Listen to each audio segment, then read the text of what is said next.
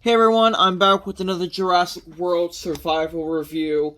I found 3 of these yesterday, and I found the 4th one today, the Dimorphodon. And we're going to go over the all-new Strike Attack Cosmoseratops. I've already opened all of these. The Dilophosaurus. Come on. And of course, he does not want to stand up too well. There. Alright, here's I got these at Target, by the way. Here's the barcode for the Cosmoseratops. Here's the barcode for the Dilophosaurus. We have the Dimorphodon. Here's the barcode for it. We're going to review each one. I have a few things I'd like to say about that. A few of these. Here is the Nanotyrannus repack. We will go over everything, scan codes included. So I can get them on a stand. Alright, first up, Cosmoseratops. This is definitely an exciting one, but I like the sculpt. I like how they did the colors mostly. There is a little bit of the head shade is different than the arms and body, but the legs are the same as the tail. We got these big scale spine things, kind of like a Stegosaurus spiky tail, but a little different. This is this is way too small to be a Cosmoseratops, but it looks nice. The horns are, come on, focus. There we go. The horns are done in a softer, separate plastic. The rest of the horns on the side are not painted, as well as the cheek horns and the beak are not painted. We have yellowish orange eyes. The articulation is simple. The articulation in the arms, it can move a little bit. This is just unreasonably too small in my opinion. There's the scan code.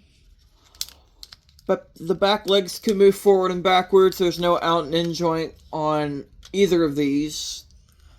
And the tail, we kind of transition to this darker greenish brown, which I don't necessarily mind, but I'm kind of used to the fades. The head, as I said, is a different shade than the body, but it's very slight. You can kind of see they put a little bit of paint on the back of around the shoulder, stopping just before the button there. I'm gonna go get the old one real quick, as well as everything else I wanted to compare with. If I can find the old one. Hold on, I'll be right back. Alright, I'm back. Here's the... Alright, let's move these out of the way real quick. Here's the old Cosmoseratops, the Dominion Legacy Collection one.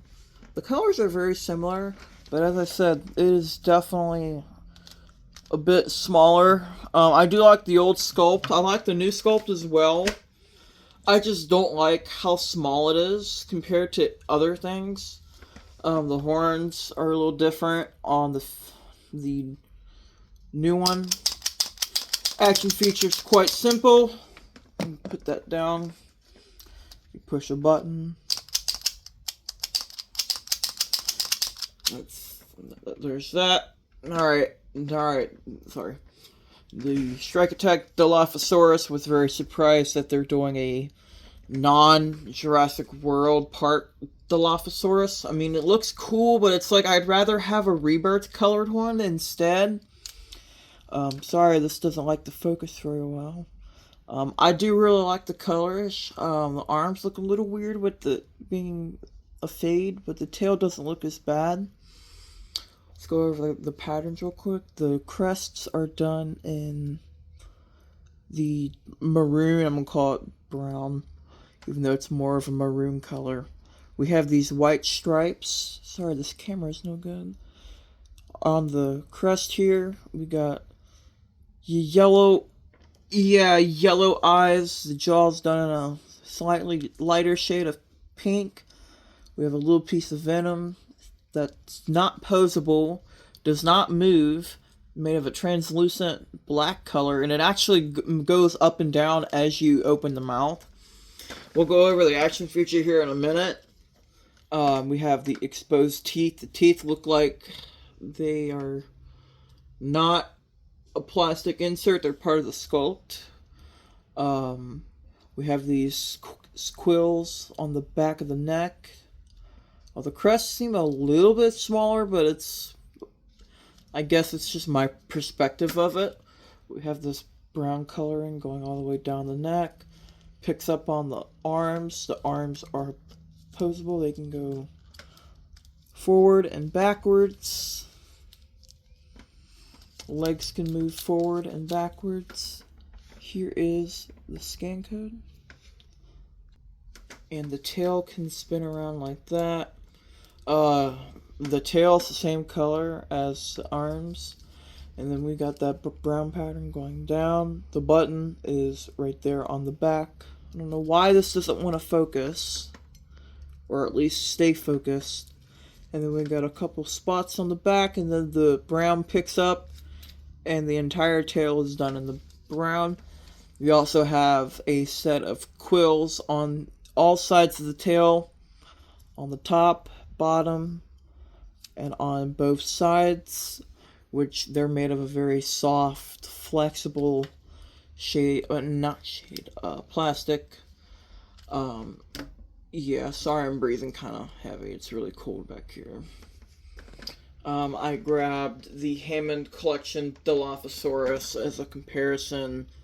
We have both the Jurassic Park styled Dilophosaurus and a more scientifically accurate one, even though it really should be a bit bigger. Yeah, let's go over the Dimorphodon, which I do, I'm sorry, the action feature. Almost forgot. A very simple action feature.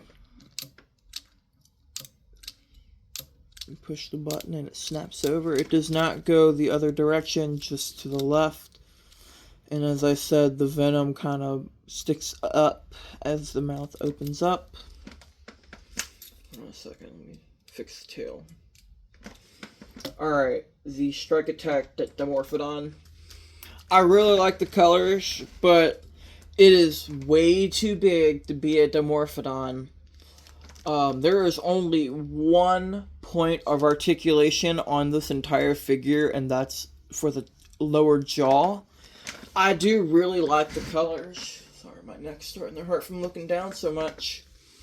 We have a little bit of red on the top, on the nose, going around the eye, and then a little bit of that on the jaw. We have this periwinkle bluish purple. It's more blue for the jaw. And then the entire body is casted in a navy blue, including the wings. And the wings have these very bright and vibrant shades of blue, green, and yellow. Same shade of blue that's for the jaw. The action feature is very simple, just the wing flapping that we will go over here in a minute. We kind of got like a second set of wings for the legs, and then, which are not posable at all. And we have the tail. The teeth are a bit different for Dimorphodon, but I'm guessing it's meant to be, again, with the Dilo, more real-life accurate. We also have a bit of feathering on this from the top of the head, going all the way down to where the beginning of the tail is, right there.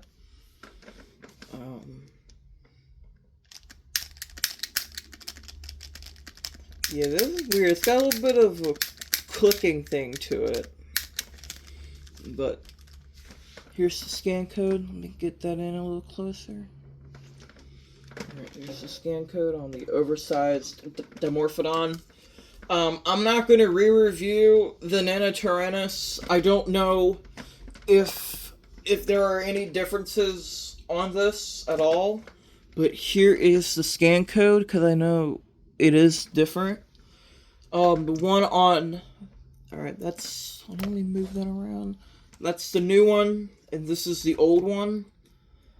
Some people are saying that the patterns are slightly different, but I am not seeing that at all. Action feature is exactly the same as it is on the old one. And honestly, it looks the exact same as the old one. Oh yeah, right. I wanted to compare with an old Dimorphodon, even though this one's a little big. It's the first one that I was able to get off the shelf. Yeah, this is way too big to be a Dimorphodon, but they like to do oversized stuff nowadays. Yeah, I guess that's it. There's only 3 real new ones. The other one's a re-release from one we just got. Alright, guys, I'll see you all in the next video. I'm hoping to get the Hammond Collection stuff, the Cosmoseratops, the Dryosaurus, Ornitholestes, and Moosaurus. I know those might start hitting next week after the first. I will see you guys in the next one. Peace.